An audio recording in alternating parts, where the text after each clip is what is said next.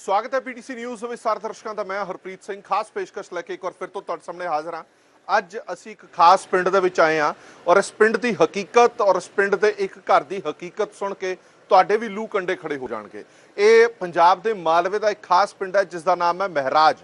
महराज दे विच स्थित एक अजिहे घर दे विच आए हाँ जिहड़ा हुण कहण नूं घर नहीं है, एक खंडर है। ये वो घर है जिसनूं तुसीं खंडर कह सकते हो, जिहड़ा पूरी तरह दे नाल खंडर बन गया।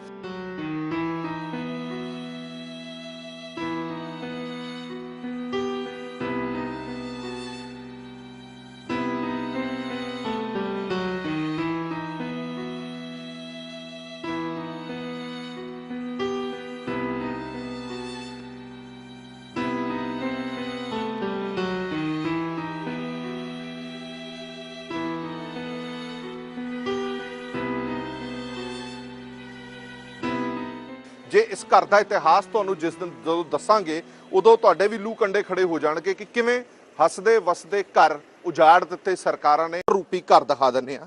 ये किसी वेले हसदा वसदा घर सी और यह कहा जाता है कि पिंड दे विच सब तो वधिया ते शानदार घर हुंदा सीगा किसी वेले, जो अज पूरी तरह दे नाल खंडर बन चुकिया, पूरी तरह दे नाल खंडर बन चुकिया। जदों कहंदे ने कि लोकां दे कोल भले वक्तां दे विच साइकिल भी नहीं हुंदे सी, उदों इस घर दे विच बुलेट मोटरसाइकिल खड़दा हुंदा सी। जदों लोकां दे कोल खाण दे लई ढंग दे नाल रोटी भी नहीं हुंदी सी, उदों इस घर दे विच गड्डियां खड़दियां सी। आओ तुहानूं थोड़ा पिछोकड़ भी इस घर दा दिखा दिंदे आ और ये घर किस नाल रिलेटेड है वो तुहानूं बाद च दसांगे। ये मारुति 800 गड्डी भी खड़ी है इत्थे और ये तुसीं उजाड़ देख रहे हो। ये हसदा वसदा घर सीगा, ये बिल्डिंग बनी हुई सी, पर इस घर नूं पूरी तरह दे नाल खंडर बना दिता गया, उजाड़ दिता गया। जदों कहंदे ने कि घर दे विचों घर दे जी ही ना रहण तां ओह घर काहदा, फिर वो खंडर दे विच तब्दील हो जांदा। हुण तुसीं सोच रहे होवोगे कि ये किस दा घर है, असीं तुहानूं क्यों ये घर दिखा रहे हां, असीं तुहानूं क्यों ये पिछोकड़ दिखा रहे हां।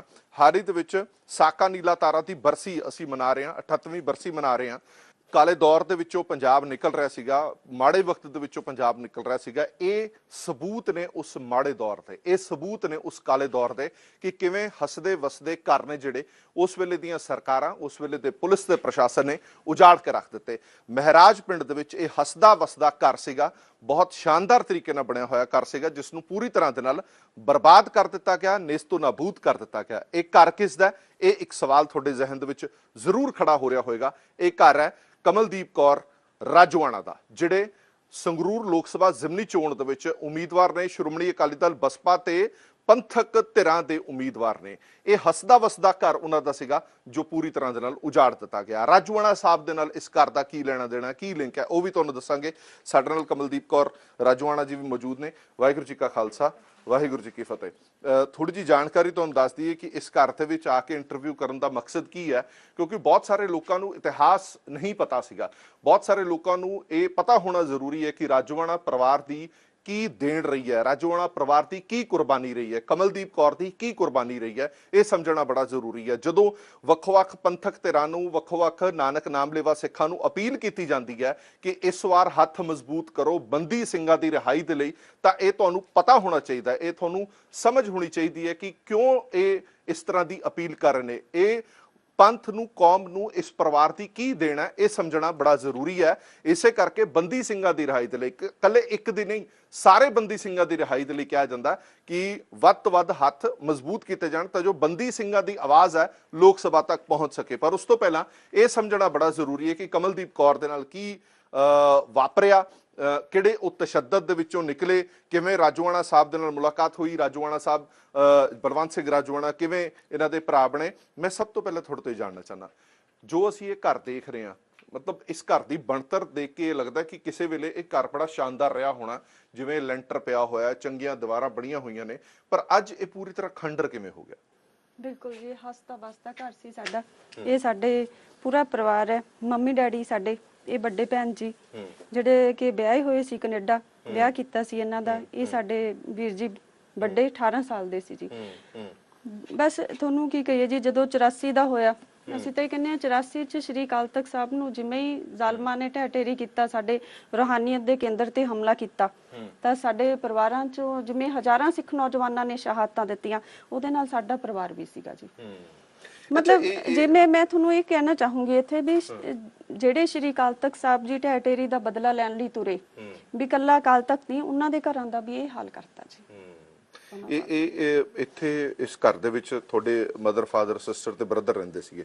ਇਹ ਜੋ ਹੁਣ ਤੱਕ ਇਤਿਹਾਸ ਦੇਖਿਆ, ਇਹ ਪਤਾ ਲੱਗਿਆ ਕਿ ਇਸ ਘਰ ਦੇ ਵਿੱਚ ਹੀ ਤੁਹਾਡੀ ਸਿਸਟਰ ਨੂੰ ਗੋਲੀ ਮਾਰ ਦਿੱਤੀ ਗਈ। ਹਾਂਜੀ, ਇੱਥੇ ਹੀ ਮੇਰੇ ਜਦੋਂ ਸਿਸਟਰ ਸੀ ਜੀ, ਵਿਆਹ ਇਹਨਾਂ ਦਾ ਕੋਰਟ ਮੈਰਿਜ ਹੋਣੀ ਸੀ, ਕੈਨੇਡਾ ਜਾਣ ਲਈ ਵਿਆਹ ਹੋਇਆ ਹੋਇਆ ਸੀ, ਕੋਰਟ ਮੈਰਿਜ ਕਰਨੀ ਸੀ। ਕੋਰਟ ਮੈਰਿਜ ਕਰਾ ਕੇ ਬਾਹਰ ਨਿਕਲੇ, ਸਿਵਲ ਕੱਪੜਿਆਂ 'ਚ ਪੁਲਿਸ ਨੇ ਚੱਕ ਲਏ ਸੀ ਜੀ ਸਾਰੇ ਪਰਿਵਾਰ ਤੇ। ਤੁਸੀਂ ਇਹ ਦੇਖੋ ਕਿ ਮੇਰੇ ਫਾਦਰ ਸਾਹਿਬ ਐਕਸ ਆਰਮੀ ਮੈਨ ਨੇ, ਜਿਹੜੀ 62, 65, 71 ਦੀਆਂ ਜੰਗਾਂ ਹੋਈਆਂ, ਤਿੰਨੇ ਜੰਗਾਂ 'ਚ ਫਾਦਰ ਸਾਹਿਬ ਕਹਿੰਦੇ ਮੈਂ ਸੀ। ਫਿਰ ਵੀ ਪੁਲਿਸ ਨੇ ਮਤਲਬ ਮੇਰੇ ਫਾਦਰ ਸਾਹਿਬ ਤੇ ਇੰਨਾ ਕੁ ਕਹਿਰ ਤਸ਼ੱਦਦ ਸਾਡੇ ਪਰਿਵਾਰ ਤੇ ਪੂਰੇ ਤੇ, ਮੰਮੀ, ਡੈਡੀ, ਮੇਰੇ ਸਿਸਟਰ, ਜੀਜਾ ਜੀ ਸਾਰੇ ਚੱਕ ਲਏ ਸੀ ਜੀ। ਮਤਲਬ ਇਹ ਹੀ ਨਹੀਂ ਸੀ ਪਤਾ, 2 ਮਹੀਨੇ ਲੱਗਿਆ ਕਿ ਕੋਈ ਜਿਉਂਦਾ ਵੀ ਆ ਕਿ ਨਹੀਂ। ਉਸ ਤੋਂ ਬਾਅਦ ਜਿਹੜੇ ਮੇਰੇ ਵੀਰ ਜੀ ਸੀਗੇ, ਇਹਨਾਂ ਨੂੰ ਤਾਂ ਖਬਰ ਹੀ ਆਈ ਜੀ ਕਿ ਅਣਪਛਾਤੇ, ਪਹਿਲਾਂ ਤਾਂ ਇਹਨਾਂ ਨੇ ਕਿਹਾ ਜੀ ਅਣਪਛਾਤਾ, ਲਾਸ਼ ਵੀ ਨਹੀਂ ਸੀ ਦਿੱਤੀ ਜੀ 18 ਸਾਲ ਦੇ।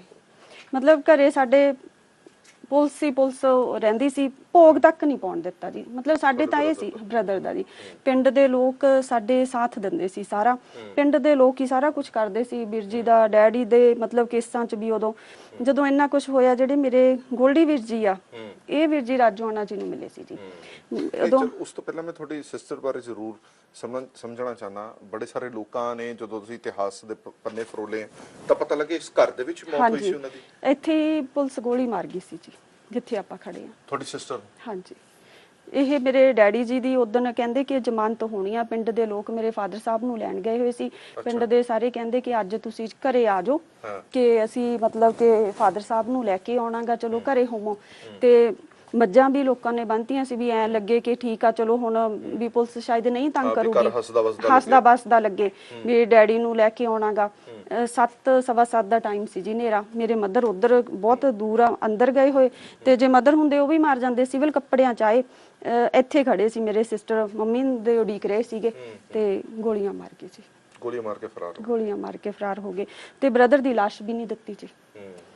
ਮਤਲਬ ਤੁਹਾਡੇ ਸਿਸਟਰ ਤੇ ਤੁਹਾਡੇ ਬ੍ਰਦਰ ਦੋਨਾਂ ਦਾ ਹੀ ਕਤਲ, ਦੋਨਾਂ ਦਾ ਹੀ ਉਸ ਵੇਲੇ ਦੀ ਸਰਕਾਰ ਦੇ ਇਸ਼ਾਰੇ ਤੇ ਕਤਲ ਕੀਤਾ ਜੀ। ਐਸਐਸਪੀ ਕਾਲੋ ਨੇ ਸਾਡੇ ਘਰ ਨੂੰ ਅੱਗ ਲਾਉਣ ਦੇ ਆਦੇਸ਼ ਦਿੱਤੇ ਸੀ ਜੀ ਉਸ ਸਮੇਂ, ਕਿ ਜਾ ਕੇ ਇਹਨਾਂ ਦੇ ਘਰ ਨੂੰ ਅੱਗ ਲਾਓ। ਸਾਡੇ ਘਰ ਦੇ ਵਿੱਚ ਮਤਲਬ ਤੁਸੀਂ ਇਹ ਦੇਖੋ, ਇੱਕ ਚਮਚ ਵੀ ਨਹੀਂ ਸੀ ਛੱਡਿਆ ਜੀ।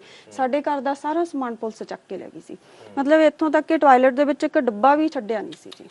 ਕੋਈ ਮਾਝਾਂ ਖੋਲ ਕੇ ਇੱਕ ਚੀਜ਼ ਵੀ ਸਾਡੇ ਘਰ ਦੀ ਛੱਡੀ ਨਹੀਂ ਉਹਨਾਂ ਨੇ, ਸਾਰਾ ਕੁਝ ਚੱਕ ਕੇ ਲੈ ਗਏ, ਪੂਰਾ ਸਮਾਨ ਲੈ ਗਏ ਸੀ ਜੀ।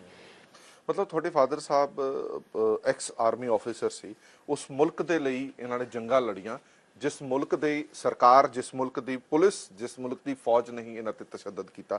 ਕੋਈ ਰਹਿਮ ਦੀ ਅਪੀਲ ਨਹੀਂ ਹੋਈ ਕਿ ਇੱਕ ਉਹ ਸ਼ਖਸ ਜਿਹਨੇ ਮੁਲਕ ਦੀ ਰਾਖੀ ਕੀਤੀ ਹੋਵੇ ਤੁਸੀਂ ਉਹਦੇ ਪਰਿਵਾਰ ਨੂੰ ਚੱਕ ਲੈ। ਤੁਸੀਂ ਇਹ ਦੇਖੋ ਕਿ ਜਿਨ੍ਹਾਂ ਨੇ ਇੰਨਾ ਮਤਲਬ ਫੌਜ ਦੇ ਵਿੱਚ ਸੀ, ਉਹਨਾਂ ਦੇ ਇਕਲੌਤੇ ਬੇਟੇ ਦੀ ਲਾਸ਼ ਵੀ ਨਹੀਂ ਦਿੱਤੀ।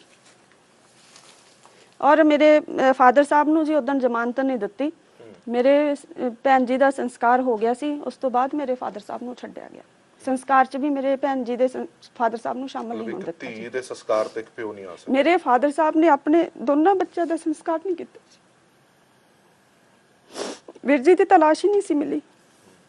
ਅੱਜ ਤੱਕ ਨਹੀਂ ਪਤਾ ਕਿ ਤੁਹਾਡੇ ਭਾਈ ਸਾਹਿਬ ਦਾ ਕੀ ਬਣਿਆ? ਨਾ ਜੀ, ਕਿ ਕੁਝ ਨਹੀਂ ਪਤਾ ਜੀ, ਕਿਵੇਂ ਤਸ਼ੱਦਦ ਕੀਤਾ ਜਾਂ ਕਿਵੇਂ ਮਾਰਿਆ, ਕਿੱਥੇ ਮਾਰੇ, ਕੁਝ ਨਹੀਂ ਪਤਾ ਜੀ। ਮਤਲਬ ਇਹ ਉਹ ਥਾਂ ਹੈਗੀ ਹੈ, ਤੁਸੀਂ ਇਹ ਸਹਿਜੇ ਅੰਦਾਜ਼ਾ ਲਾਓ ਇੱਕ ਧੀ ਦੇ ਲਈ ਕਿੰਨਾ ਔਖਾ ਹੈ। ਜਦੋਂ ਉਹ ਇਸ ਘਰ ਦੇ ਵਿੱਚ ਆਂਦੀ ਹੋਣੀ, ਉਦੋਂ ਪਤਾ ਲੱਗਦਾ ਹੋਣਾ ਕਿ ਇਹ ਉਹ ਥਾਂ ਹੈਗੀ ਹੈ ਜਿੱਥੇ ਮੇਰੀ ਭੈਣ ਨੂੰ ਗੋਲੀ ਮਾਰ ਕੇ ਹਲਾਕ ਕਰ ਦਿੱਤਾ ਸੀਗਾ, ਸ਼ਰੇਆਮ ਗੋਲੀ ਮਾਰ ਕੇ ਖਤਮ ਕਰ ਦਿੱਤਾ ਗਿਆ ਸੀਗਾ। ਇਹ ਉਹ ਘਰ ਹੈ ਜਿੱਥੋਂ ਉਸਦੇ ਭਰਾ ਨੂੰ ਘੜੀਸਦਿਆਂ ਹੋਇਆਂ ਲੈ ਗਏ ਤੇ ਅਣਪਛਾਤੀ ਮੌਤ ਦੱਸ ਕੇ, ਅਣਪਛਾਤੀ ਲਾਸ਼ ਦੱਸ ਕੇ ਉਸਦਾ ਸੰਸਕਾਰ ਤੱਕ ਕਰ ਦਿੱਤਾ ਗਿਆ। ਔਰ ਇੱਕ ਪਿਤਾ ਨਾ ਆਪਣੀ ਧੀ ਦੇ ਸੰਸਕਾਰ ਦੇ ਵਿੱਚ ਸ਼ਾਮਲ ਹੋ ਸਕਿਆ। ਪੁੱਤ ਦਾ ਤਾਂ ਪਤਾ ਹੀ ਨਹੀਂ ਹੈ ਕਿ ਉਹਦੀ ਅੰਤਮ ਅਰਦਾਸ, ਉਹਦਾ ਅੰਤਮ ਸੰਸਕਾਰ ਹੈ ਜਿਹੜਾ ਕਿਸ ਨੇ ਕੀਤਾ ਜਾਂ ਕਦੋਂ ਕੀਤਾ। ਮੈਂ ਭੈਣ ਜੀ, ਮੈਂ ਸਮਝ ਸਕਦਾ ਕਿ ਜਿਹੜੇ ਹਾਲਾਤਾਂ ਤੋਂ ਤੁਸੀਂ ਨਿਕਲ ਰਹੇ ਹੋ।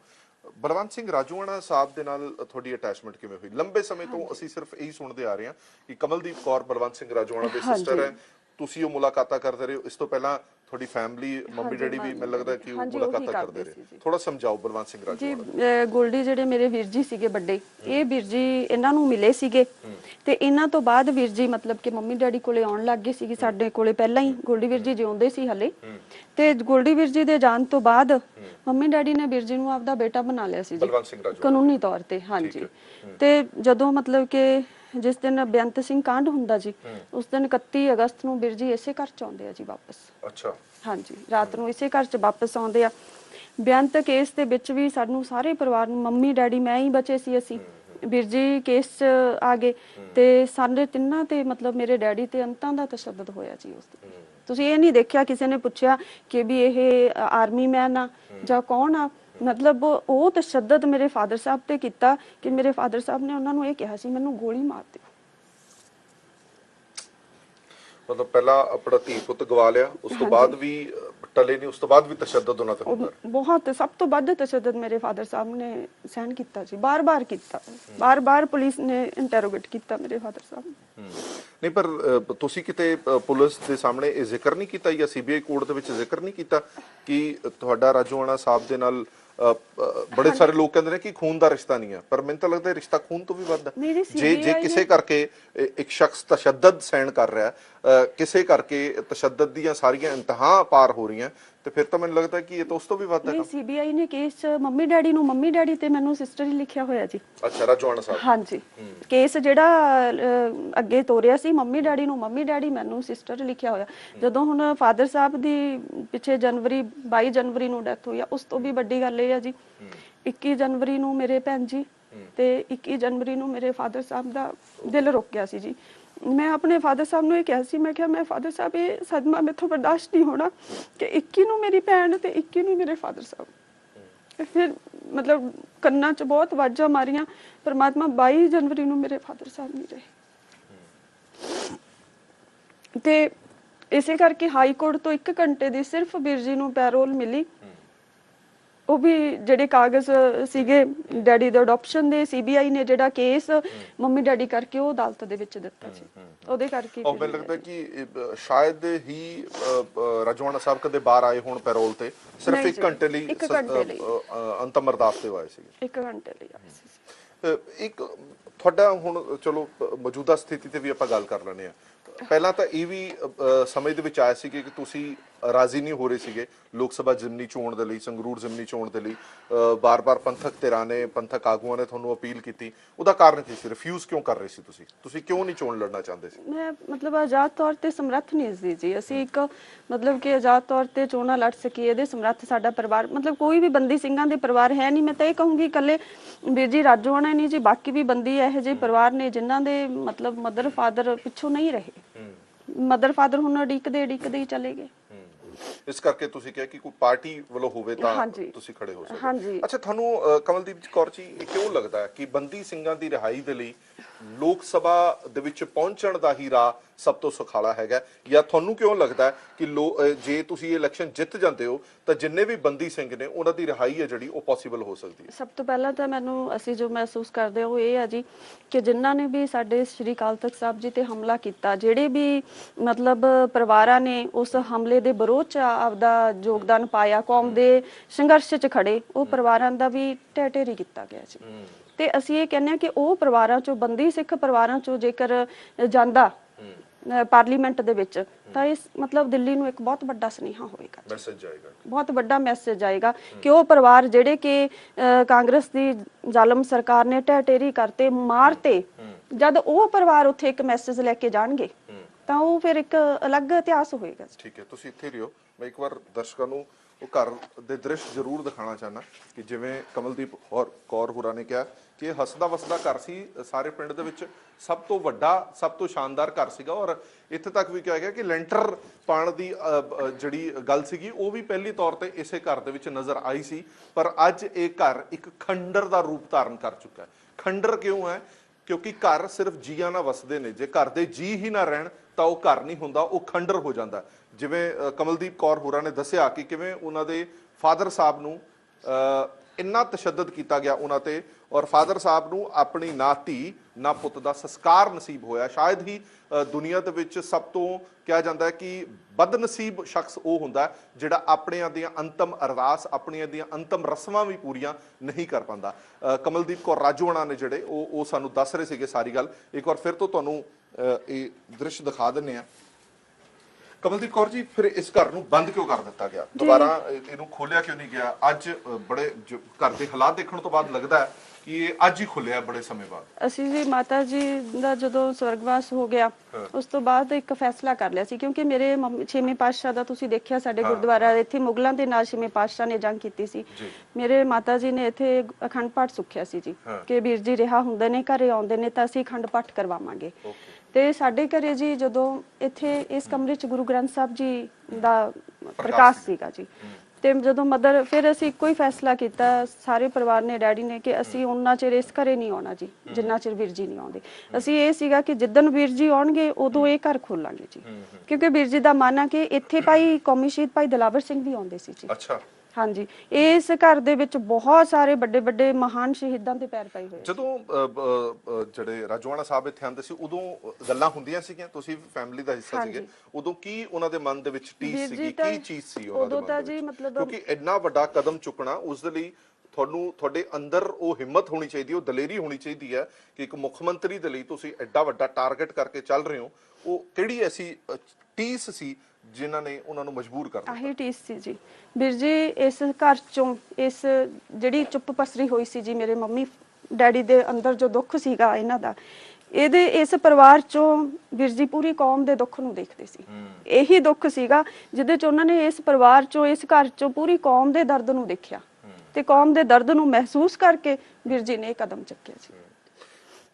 ਅੱਜ ਤੁਸੀਂ ਕੀ ਸਿਰਫ, ਕਿਉਂਕਿ ਬੜੇ ਸਾਰੇ ਲੋਕ ਸਵਾਲ ਚੁੱਕਣ ਗਏ ਤੁਹਾਡੇ ਸਾਹਮਣੇ ਵੀ, ਕਮਲਦੀਪ ਕੌਰ ਜੀ ਇਹ ਸਵਾਲ ਆਣ ਗਈ ਕਿ ਕਮਲਦੀਪ ਕੌਰ ਸਿਰਫ ਕਮਲਦੀਪ ਕੌਰ ਰਾਜੋਆਣਾ ਸਿਰਫ ਬਲਵੰਤ ਸਿੰਘ ਰਾਜੋਆਣਾ ਦੇ ਲਈ ਇਲੈਕਸ਼ਨ ਲੜ ਰਹੀ ਹੈ, ਜਾਂ ਜਿੰਨੇ ਵੀ ਬੰਦੀ ਸਿੰਘ ਨੇ ਉਹਨਾਂ ਸਾਰਿਆਂ ਲਈ ਇਲੈਕਸ਼ਨ ਲੜ ਰਹੀ ਹੈ? ਸਾਰੇ ਬੰਦੀ ਸਿੰਘਾਂ ਲਈ ਤੇ ਆਪਣੇ ਸਾਰੇ ਸ਼ਹੀਦਾਂ ਲਈ ਜੀ, ਕਿਉਂਕਿ ਵੀਰ ਜੀ ਨੇ ਜਦੋਂ ਮੈਨੂੰ ਤਿਆਰ ਕੀਤਾ ਇਹੀ ਕਹਿ ਕੇ ਤਿਆਰ ਕੀਤਾ ਸੀ ਕਿ ਆਪਣੇ ਤਾਂ ਜਿਹੜੇ ਸਿੱਖ ਨੇ 1.25 ਲੱਖ ਦੀ ਫੌਜ ਨਾਲ ਲੜਦੇ ਰਹੇ ਨੇ, ਆਪਣੇ ਭੈਣ ਭਰਾ ਸ਼ਹੀਦ ਹੋਏ ਨੇ, ਤੇ ਉਸ ਜ਼ੁਲਮ ਦੇ ਖਿਲਾਫ ਅੱਜ ਆਪਾਂ ਨੂੰ ਮੌਕਾ ਮਿਲਿਆਗਾ ਤੇ ਆਵਾਜ਼ ਚੁੱਕਣ ਦਾ, ਤੇ ਆਪਾਂ ਉਹਨਾਂ ਦੀ ਸਾਰਿਆਂ ਦੀ ਆਵਾਜ਼ ਬਣਾਂਗੇ। ਬਲਵੰਤ ਸਿੰਘ ਰਾਜੋਆਣਾ ਹੋਰਾਂ ਦੀ ਸਹਿਮਤੀ, ਰਜ਼ਾਮੰਦੀ ਹੈ ਇਲੈਕਸ਼ਨ ਲੜਨ ਪਿੱਛੇ? ਉਹਨਾਂ ਨੇ ਹੀ ਕਿਹਾ ਜੀ, ਮੈਂ ਨਾ ਕੀਤੀ ਸੀ ਜੀ, ਮੈਂ ਵੀਰ ਜੀ ਨੂੰ ਵੀ ਨਾ ਕੀਤੀ ਸੀ। ਅੱਜ ਵੀ ਇੱਕ ਚਿੱਠੀ ਜਿਹੜੀ ਉਹ ਜਾਰੀ ਹੋਈ ਹੈ, 4 ਪੰਨੇ ਦੀ ਚਿੱਠੀ ਹੈ, ਉਹ ਮੈਂ ਵੀ ਚਿੱਠੀ ਪੜ੍ਹੀ ਹੈ, ਜਿਹਦੇ ਵਿੱਚ ਉਹਨਾਂ ਨੇ ਸਮੂਹ ਪੰਥ ਨੂੰ ਅਪੀਲ ਕੀਤੀ ਹੈ, ਸਿਮਰਨਜੀਤ ਸਿੰਘ ਮਾਨ ਹੋਰਾਂ ਨੂੰ ਵੀ ਅਪੀਲ ਕੀਤੀ ਹੈ ਕਿ ਅੱਜ ਇਹ ਮੌਕਾ ਹੈਗਾ ਜਦੋਂ ਬੰਦੀ ਸਿੰਘਾਂ ਦੀ ਗੱਲ, ਬੰਦੀ ਸਿੰਘਾਂ ਦੀ ਰਿਹਾਈ ਹੈ ਜਿਹੜੀ ਉਹ ਲੋਕ ਸਭਾ 'ਚ ਜਾ ਕੇ ਗੂੰਜ ਸਕਦੀ ਹੈ, ਇਹ ਮੌਕਾ ਨਾ ਪੁੰਜਾ ਲੈਣਾ ਜੀ। ਮੈਂ ਤਾਂ ਤੁਸੀਂ ਦੇਖੋ ਕਿ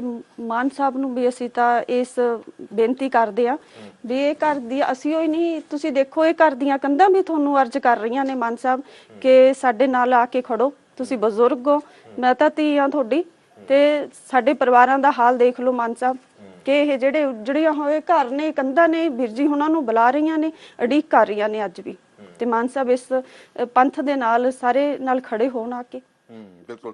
1999 ਦੇ ਵਿੱਚ ਜੇਕਰ ਇਤਿਹਾਸ ਦੇ ਪੰਨਿਆਂ ਨੂੰ ਤੁਸੀਂ ਫਰੋਲੋ, 1999 ਦੇ ਵਿੱਚ ਵੀ ਕੁਝ ਅਜਿਹਾ ਹੀ ਘਟਨਾਕ੍ਰਮ ਹੋਇਆ ਸੀ। ਸਿਮਰਨਜੀਤ ਸਿੰਘ ਮਾਨ ਉਦੋਂ ਜੇਲ੍ਹ ਦੇ ਵਿੱਚ ਸੀਗੇ ਔਰ ਪੰਥ ਖੜਾ ਹੋ ਗਿਆ ਸੀਗਾ ਸਿਮਰਨਜੀਤ ਸਿੰਘ ਮਾਨ ਸਣੇ ਹੋਰ ਸਿੰਘਾਂ ਦੇ ਲਈ ਜਿਹੜੇ ਜੇਲ੍ਹਾਂ ਦੇ ਵਿੱਚ ਕੈਦ ਸੀਗੇ, ਜੋ ਵੱਖੋ-ਵੱਖ ਮੁਲਕ ਦੀਆਂ ਜੇਲ੍ਹਾਂ ਦੇ ਵਿੱਚ ਆਪਣੀ ਸਜ਼ਾ ਕੱਟ ਰਹੇ ਸੀਗੇ। ਔਰ ਤੁਸੀਂ ਯਕੀਨ ਮੰਨਿਓ ਕਿ ਨਾ ਸਿਰਫ ਸਿਮਰਨਜੀਤ ਸਿੰਘ ਮਾਨ ਉਦੋਂ ਜਿੱਤੇ ਸੀਗੇ, ਬਲਕਿ 6 ਹੋਰ ਉਹਨਾਂ ਦੇ ਸਾਥੀ ਵੀ ਜਿੱਤੇ ਸੀਗੇ, ਕਿਉਂਕਿ ਪੰਥ ਦੇ ਅੰਦਰ ਵੇਦਨਾ ਸੀ, ਪੰਥ ਦੇ ਅੰਦਰ ਦਰਦ ਸੀਗਾ ਕਿ ਉਹ ਲੋਕ ਨੇ ਜਿਨ੍ਹਾਂ ਨੂੰ ਬਾਹਰ ਕੱਢਣਾ ਬੜਾ ਜ਼ਰੂਰੀ ਹੈ। ਇਸ ਕਰਕੇ ਪੰਥ ਜਿਹੜਾ ਉਹ ਇਕਜੁੱਟ ਹੋ ਗਿਆ ਸੀਗਾ। ਇਹੀ ਉਮੀਦ ਹੈ ਜਿਹੜੀ ਬਲਵੰਤ ਸਿੰਘ ਰਾਜੋਆਣਾ ਸਾਹਿਬ ਵੀ ਕਰ ਰਹੇ ਨੇ ਕਿ ਅੱਜ ਵੀ ਉਹ ਦਿਨ ਹੈ ਜਦੋਂ ਸਾਰਾ ਪੰਥ ਹੈ ਜਿਹੜਾ ਉਹ ਇਕੱਠਾ ਹੋਵੇ ਤੇ ਇਹਨਾਂ ਦੇ ਹੱਕ ਦੇ ਵਿੱਚ ਭੁਗਤੇ।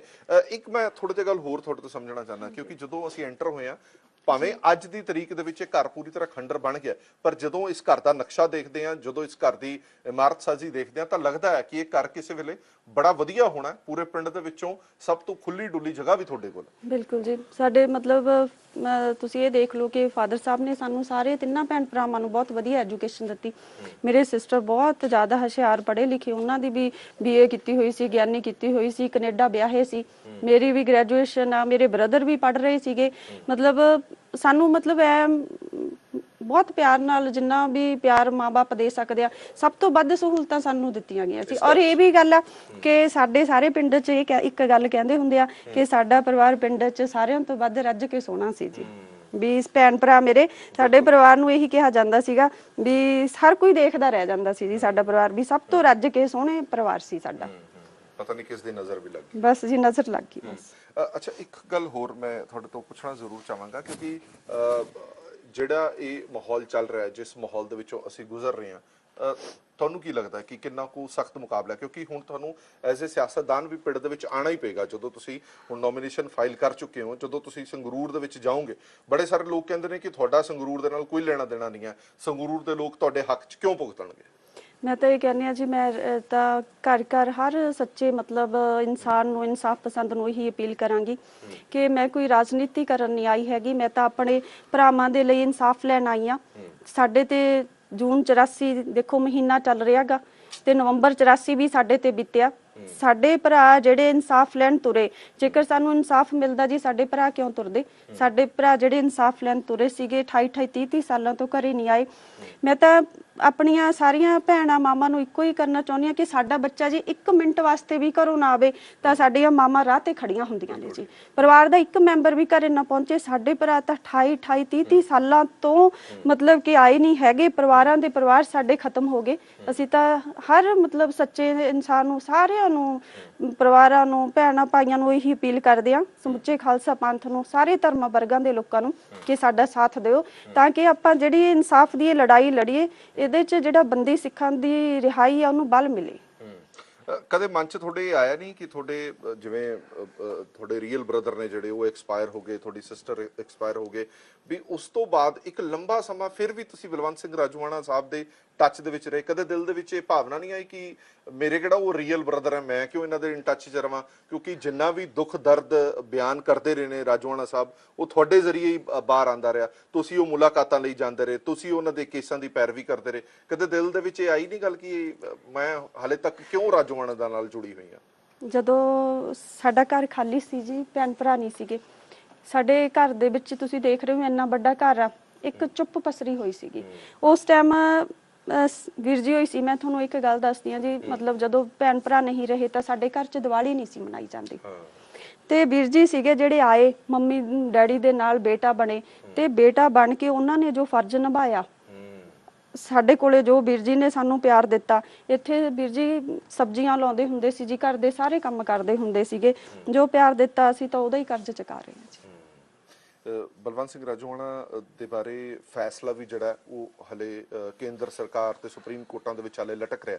ਔਰ ਇੱਕ ਇਤਿਹਾਸ ਦੱਸਿਆ ਕਿ ਬਲਵੰਤ ਸਿੰਘ ਰਾਜੋਆਣਾ ਨੇ ਕਿਹਾ ਸੀਗਾ ਕਿ ਮੈਂ ਫਾਂਸੀ ਦੀ ਜਿਹੜੀ ਮੈਨੂੰ ਸਜ਼ਾ ਹੋਈ ਹੈ ਉਹਦੇ ਖਿਲਾਫ ਅਪੀਲ ਨਹੀਂ ਪਾਵਾਂਗਾ। ਬੜਾ ਪੰਥ ਨੇ ਜ਼ੋਰ ਪਾਇਆ ਤਾਂ ਜਾ ਕੇ ਕੋਈ ਇਦਾਂ ਦੀ ਕਾਰਵਾਈ ਚਾਰਾਜੋਈ ਹੋਈ ਹੈ। ਉਹਨਾਂ ਦੇ ਅੰਦਰ ਦੀ ਜਿਹੜੀ ਵੇਦਨਾ, ਜਿਹੜਾ ਦਰਦ ਹੈਗਾ, ਉਹ ਇੰਨਾ ਕਿਉਂ ਹੈ ਕਿ ਉਹ ਆਪਣੀ ਜਾਨ ਦੀ ਵੀ ਪਰਵਾਹ ਨਹੀਂ ਕਰ ਰਹੇ ਕਿ ਮੈਨੂੰ ਫਾਂਸੀ ਦੇ ਤਖਤੇ ਤੇ ਲਟਕਾ ਦਿਓ, ਮੈਨੂੰ ਪਤਾ ਇਸ ਮੁਲਕ 'ਚੋਂ ਇਨਸਾਫ ਨਹੀਂ ਮਿਲਣਾ? ਬਿਲਕੁਲ ਜੀ, ਜਦੋਂ ਮਤਲਬ ਸਾਡੀ ਕੌਮ ਮੈਂ ਇਹ ਕਹੂੰਗੀ ਕਿ ਅਸੀਂ ਜੂਨ 84 ਜਦੋਂ ਜੂਨ ਮਹੀਨਾ ਆਉਂਦਾਗਾ, ਅਸੀਂ ਸਾਰੇ ਕਹਿੰਦੇ ਆ ਕਿ ਨਾ ਭੁੱਲਣ ਯੋਗ, ਨਾ ਸਹਿਣ ਯੋਗ, ਨਾ ਬਖਸ਼ਣ ਯੋਗ, ਪਰ ਸਾਰੇ ਮੁੜ ਕੇ ਆਪਦੇ ਕੰਮਾਂ 'ਚ ਲੱਗ ਜਾਂਦੇ ਆ ਜੀ। ਪਰ ਵੀਰ ਜੀ ਰਾਜੋਆਣਾ ਜੀ ਉਹ ਸੀ ਜਿਨ੍ਹਾਂ ਨੇ ਅਦਾਲਤ 'ਚ ਖੜ ਕੇ ਕਿਹਾ ਸੀ, ਕਾਤਲ ਨੂੰ ਕਾਤਲ ਕਿਹਾ ਸੀਗਾ। ਮੈਂ ਆਪਦੇ ਭਰਾ ਤੇ ਬਹੁਤ ਇਸ ਲਈ ਮਾਣ ਕਰਦੀ ਹਾਂ ਕਿ ਮੇਰੇ ਭਰਾ ਨੇ ਉਹਨਾਂ ਦੀ ਅਦਾਲਤ 'ਚ ਖੜ ਕੇ ਕਿਹਾ, ਕਾਤਲ ਨੂੰ ਕਾਤਲ ਕਿਹਾ। ਉਹਨਾਂ ਨੂੰ ਕਿਹਾ ਕਿ ਤੁਸੀਂ ਜੂਨ 84 'ਚ ਸਾਡੇ ਧਾਰਮਿਕ ਸਥਾਨ ਸ਼੍ਰੀ ਅਕਾਲ ਤਖਤ ਸਾਹਿਬ ਨੂੰ ਢਹਿ ਕੀਤਾ, ਹਰਮੰਦਰ ਸਾਹਿਬ ਤੇ ਹਮਲਾ ਕੀਤਾ, ਨਵੰਬਰ 'ਚ ਸਿੱਖਾਂ ਦਾ ਕਤਲੇਆਮ ਕੀਤਾ, ਕਿਸੇ ਨੂੰ ਇਨਸਾਫ ਨਹੀਂ ਦਿੱਤਾ। ਸਾਰਾ ਵੀਰ ਜੀ ਨੇ ਜਿੰਨੀਆਂ ਸਾਡੇ ਨਾਲ ਬੇਇਨਸਾਫੀਆਂ ਹੋਈਆਂ ਅਦਾਲਤ 'ਚ ਖੜ ਕੇ ਕਾਤਲ ਨੂੰ ਕਾਤਲ ਕਿਹਾ ਜੀ। ਠੀਕ ਹੈ, ਚਲੋ ਤੁਸੀਂ ਇੱਕ ਆਖਰੀ ਸਵਾਲ, ਕੀ ਅਪੀਲ ਕਰਨਾ ਚਾਹੁੰਦੇ ਹੋ ਸਮੂਹ ਸਿੱਖ ਪੰਥ ਨੂੰ, ਸਮੂਹ ਸਿੱਖ ਕੌਮ ਨੂੰ, ਖਾਸ ਤੌਰ ਤੇ ਸੰਗਰੂਰ ਵਾਸੀਆਂ ਨੂੰ ਕੀ ਅਪੀਲ ਕਰਨਾ ਚਾਹੁੰਦੇ?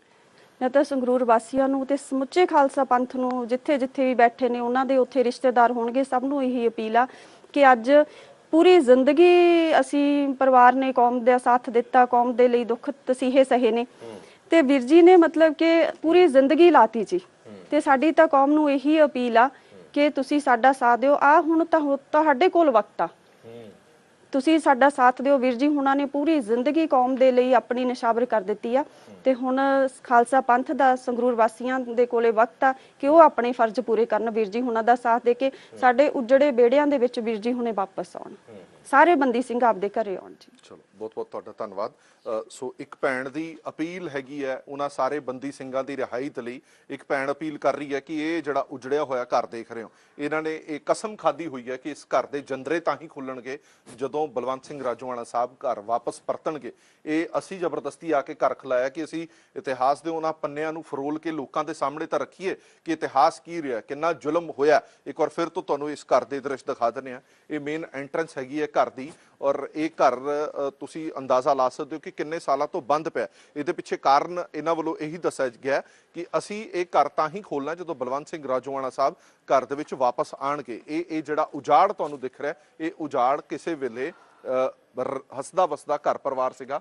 ਇਹ 2 ਕਮਰੇ ਸੀਗੇ ਇਸ ਘਰ ਦੇ ਵਿੱਚ। ਆ ਕਿਚਨ ਸੀ ਭੈਣ ਜੀ ਤੁਹਾਡੀ? ਹਾਂਜੀ, ਇਹ ਰਸੋਈ ਸੀ ਤੁਹਾਡੀ? ਇਹ ਰਸੋਈ ਸੀ ਇਹਨਾਂ ਦੀ? ਜੀ ਸਾਰਾ ਕੁਝ ਉਵੇਂ ਛੱਡ ਕੇ ਗਏ ਸੀ, ਉਵੇਂ ਹੀ ਛੱਡ ਕੇ ਚਲੇ ਗਏ। ਇਹ ਗੁਰੂ ਮਹਾਰਾਜ ਦਾ ਪ੍ਰਕਾਸ਼ ਕੀਤਾ ਗਿਆ ਸੀਗਾ ਇਸ ਕਮਰੇ ਦੇ ਵਿੱਚ। ਨਾਲ ਹੀ ਜਿਹੜਾ ਇਹ ਕਮਰਾ ਹੈਗਾ, ਇਹ ਰਸੋਈ ਹੈਗੀ ਹੈ। ਤੁਸੀਂ ਸਹਿਜੇ ਅੰਦਾਜ਼ਾ ਲਾਓ ਕਿ ਆਪਣੇ ਘਰ ਨੂੰ ਛੱਡਣਾ ਕਿੰਨਾ ਔਖਾ ਹੈ, ਜਿੱਥੇ ਤੁਸੀਂ ਬਚਪਨ ਬਿਤਾਇਆ ਹੋਵੇ, ਜਿੱਥੇ ਤੁਸੀਂ ਆਪਣਿਆਂ ਦੇ ਨਾਲ ਆਪਣੇ ਪਰਿਵਾਰ ਦੇ ਨਾਲ ਰਹੇ ਹੋਵੋ, ਉਹ ਘਰ ਛੱਡਣਾ ਬੜਾ ਔਖਾ ਹੁੰਦਾ ਹੈ। ਇਹ ਉਹ ਕਮਰਾ ਹੈਗਾ ਜਿੱਥੇ ਗੁਰੂ ਮਹਾਰਾਜ ਦਾ ਕਦੇ ਪ੍ਰਕਾਸ਼ ਹੋਇਆ ਕਰਦਾ ਸੀਗਾ। ਸਵੇਰੇ ਪ੍ਰਕਾਸ਼ ਹੋਇਆ ਕਰਦਾ ਸੀ, ਰਾਤ ਨੂੰ ਸੁਖਾਸਨ ਹੋਇਆ ਕਰਦਾ ਸੀਗਾ। ਇਹ ਉਹ ਕਮਰਾ ਜਿੱਥੇ ਇਹ ਪਰਿਵਾਰ ਰਹਿੰਦਾ ਸੀਗਾ। ਵੱਡਾ ਹਾਲ ਕਮਰਾ ਹੈਗਾ, ਇਹ ਨਾਲ ਸਟੋਰ ਰੂਮ ਹੈਗਾ। ਇਸ ਤੋਂ ਬਾਅਦ ਤੁਹਾਨੂੰ ਮੈਂ ਜਿਸ ਤਰ੍ਹਾਂ ਪਹਿਲਾਂ ਹੀ ਦਿਖਾ ਦਿੱਤਾ ਸੀ ਸਟਾਰਟਿੰਗ ਦੇ ਵਿੱਚ, ਫਿਰ ਤੁਹਾਨੂੰ ਦਿਖਾ ਦਿੰਦਾ ਕਿ ਉੱਥੇ ਹਲੇ ਵੀ ਮਾਰੂਤੀ 800 ਗੱਡੀ ਖੜੀ ਹੈ, ਜੋ ਇਹ ਸਬੂਤ ਨੇ ਇਹ ਉਸ ਕਾਲੇ ਦੌਰ ਦੇ, ਜਿਹੜਾ ਕਾਲੇ ਦੌਰ ਦੇ ਵਿੱਚੋਂ ਪੰਜਾਬ ਨਿਕਲਿਆ, ਜਿਹੜਾ ਸੰਤਾਪ ਪੰਜਾਬ ਵਾਸੀਆਂ ਨੇ, ਜਿਹੜਾ ਸਿੱਖ ਕੌਮ ਨੇ ਆਪਣੇ ਪਿੰਡੇ ਤੇ ਹੰਡਾਇਆ। ਇਹ ਉਸਦੇ ਜਿਉਂਦੇ ਜਾਗਦੇ ਸਬੂਤ ਨੇ ਕਿ ਕਿਵੇਂ ਘਰਾਂ ਦੇ ਘਰ ਉਜਾੜ ਦਿੱਤੇ ਗਏ। ਕਿਸੇ ਦੀ ਮ੍ਰਿਤਕ ਦੇ ਘਰ ਦੇ ਵਿੱਚ ਹੀ ਮਿਲੀ, ਕਿਸੇ ਦੀ ਮ੍ਰਿਤਕ ਦੇ ਮਿਲੀ ਹੀ ਨਹੀਂ, ਅਣਪਛਾਤੇ ਦੱਸ ਕੇ ਉਹਨਾਂ ਦਾ ਸੰਸਕਾਰ ਤੱਕ ਕਰ ਦਿੱਤਾ ਗਿਆ। ਲਾਸ਼ ਤੱਕ ਹੈ ਜਿਹੜੀ ਉਹ ਨਹੀਂ ਮਿਲ ਪਾਈ ਹੈ।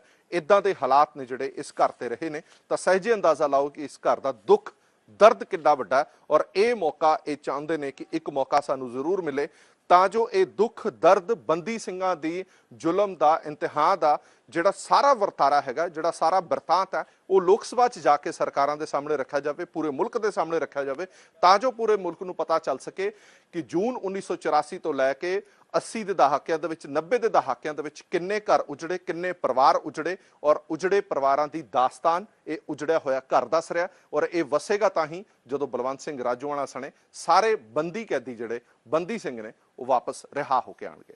ਦੇਸ਼ ਦੁਨੀਆ ਦੀ ਬਾਕੀ ਖਬਰਾਂ ਲਈ ਬਣੇ ਰਹੋ PTC ਨਿਊਜ਼ ਦੇ ਨਾਲ। ਧੰਨਵਾਦ।